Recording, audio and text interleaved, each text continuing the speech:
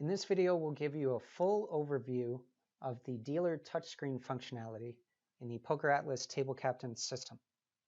So I'm going to go ahead and open up a browser window where I have one of the touchscreens live streaming to the browser window right here. So this is the view that you get for all of the dealer functionality. This is called Table View, as indicated in the nav bar here in the bottom left. And the first very basic function is adding a new player to the game. Let's say a player walks up and they want to sit in seat number 1 and they do not have a player's card, so we're going to add them to the game as a guest. The first thing you need to understand about the touchscreens is that they are on a 1-second touch delay. That way, when you're dealing, if you accidentally touch the screen, you won't activate a seat or a function by accident. So when I activate seat number 1, I'm going to touch and hold seat number 1 for 1 second. And that activates the seat. And now I click Add Guest to add a new player to the game that does not have a player's card. Now let's say the player that walks up does have a player's card and we want to add them to the game. I actually have a card swiper attached to this touch screen the same way you would have in the table. So player walks up and would like to sit in seat number 10, hands you their player's card.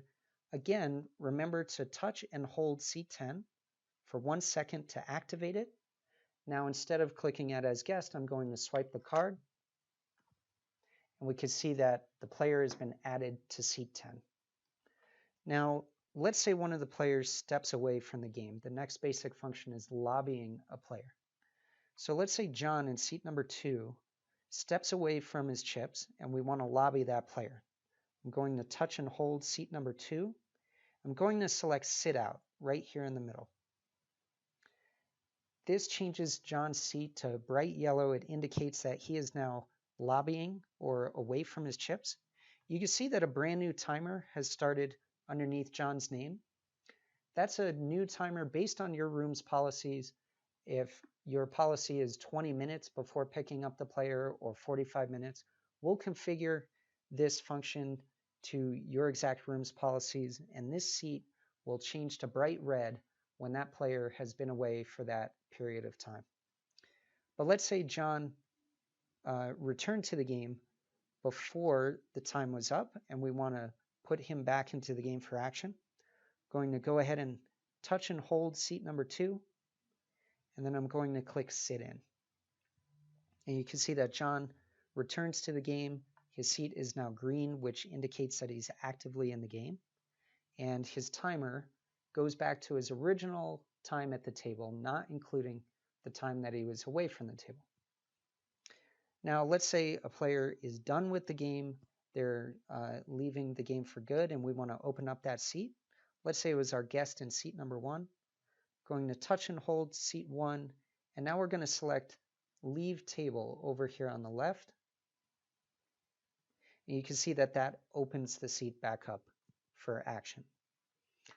Let's say a player wants to change to the 1 seat that's now open. Oftentimes players will want to move their seat. So that's another basic function of the touchscreen. Let's say Dan in seat number 10 would like to move to the 1 seat. Just again, touch and hold seat 10, select Change Seat over here on the right, and then touch and hold seat number 1. And you can see that Dan has moved from seat 10 to seat 1. Let's say 2 players that are seated at the table want to swap seats. It's basically the same exact function. We'll swap seats 1 and 2, Dan and John. Just go ahead and select either player. In this case, touch and hold seat 1, select Change Seat, and then touch and hold seat 2. You can see that Dan and John have now swapped seats. And another great feature of the tablet is the Game Info button down here in the bottom left. If you hold Game Info, it basically gives you all the information that might be on your plaque at the table. This is great to display maybe when the game is just getting going and you're distributing chips to the players.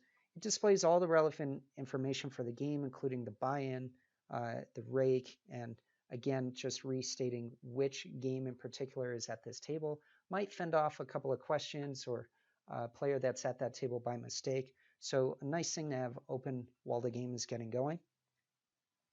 Another great feature of the touchscreen is the promo screen. I'm going to actively navigate to the promo screen, although this screen can also be activated by any amount of inactivity.